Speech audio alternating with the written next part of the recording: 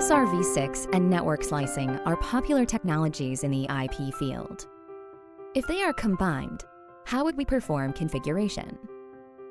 Given that SRv6 supports two modes, namely SRv6 BE and SRv6 TE policy, let's use EVPN L3VPNv4 services as an example to describe how to configure network slicing in SRv6 BE scenarios. Network slicing enables us to create multiple logical network slices on top of a shared network infrastructure, with each slice serving a specific type of service or industry. Without network slicing, all services are carried on the same physical network and are likely to affect each other. In SRv6 BE scenarios, configuring network slicing ensures that services are separately carried on dedicated logical networks without affecting each other. PE1, the P, and PE2 all belong to AS100. A bidirectional SRv6 BE path needs to be established between PE1 and PE2 to carry EVPN L3VPNv4 services.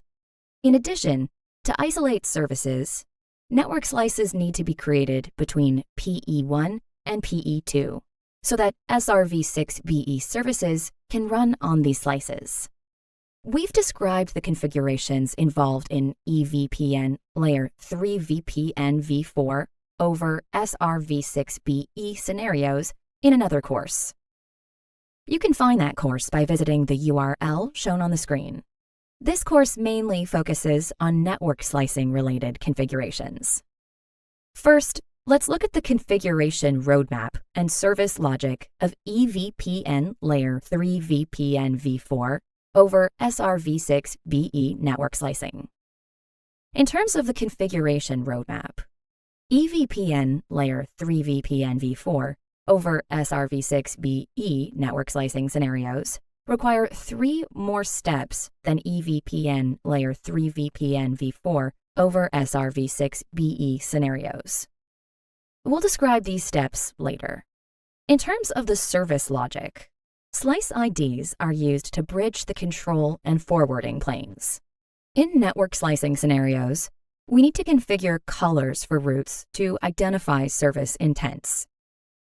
Then we need to configure the mapping between colors and slice IDs to associate the routes with the different network slices. During data encapsulation, the ingress encapsulates both the SRv6 header and the hop-by-hop options header, which is called HBH for short. During data forwarding, a node searches for the outbound interface according to the destination address in the SRv6 header.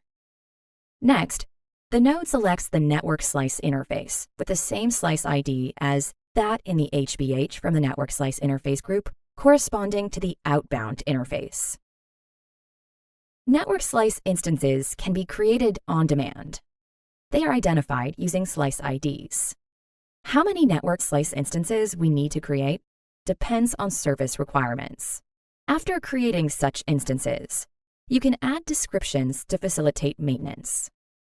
Next, we need to specify a base interface and create a network slice interface.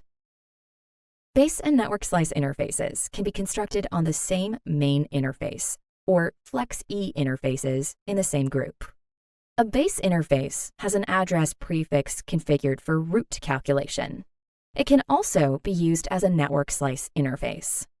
In addition to enabling IPv6, we need to configure an IPv6 address for the base interface. We won't discuss related configurations in this course. A network slice interface does not have any address prefix configured, and only the network slice to which the interface belongs needs to be specified. After a base interface is specified for network slicing, traffic diverted to this interface is forwarded through the corresponding network slice interface based on network slicing requirements.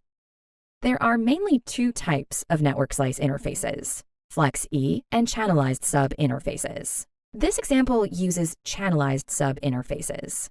For details about how to create a channelized sub-interface, you can visit the URL shown on the screen. The configuration procedure is as follows. First, run the network slice 10 data plane command on a base interface to specify a slice ID for it. If the data plane parameter is configured, the interface can also function as a network slice interface to forward data. Second, create a channelized sub-interface, which can be a .1q sub-interface or Q-in-Q VLAN tag termination sub-interface. In this example, we use the VLAN type .1q11 command to configure the channelized sub-interface as a .1q sub-interface. Note that sub-interfaces belonging to the same slice must have the same VLAN tag. Then run the mode channel enable command to enable channelization, and run the mode channel bandwidth 500 command to allocate bandwidth to the channelized sub-interface. In network slicing scenarios, we also need to run the IPv6 enable command on the channelized sub-interface to enable IPv6, and run the IPv6 address auto link local command to enable the automatic generation of a link local address for the sub-interface. If we don't run these commands, the IPv6 status of the sub-interface will remain down, and IPv6 traffic cannot be forwarded. Third, run the basic slice 10 command to associate the channelized sub-interface with the base interface. The value of slice ID here must be the same as the slice ID of the base interface. Multiple network slice interfaces that belong to the same base interface form a network slice interface group.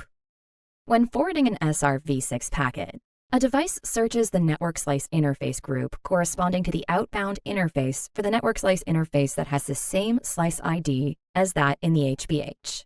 Finally, run the network slice 20 data plane command to specify a slice ID for the channelized sub-interface. This allows the sub-interface to be allocated to the corresponding network slice. Moving on, let's see how to associate a VPN route with a network slice. This involves 3 steps. The first step involves configuring a route policy to color the VPN route. The second step involves applying the route policy to the import direction of the corresponding VPN instance. That is, we use the import policy to add the color attribute for the route.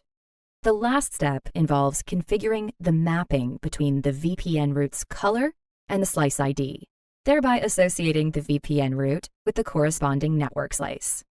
Finally, let's look at data forwarding.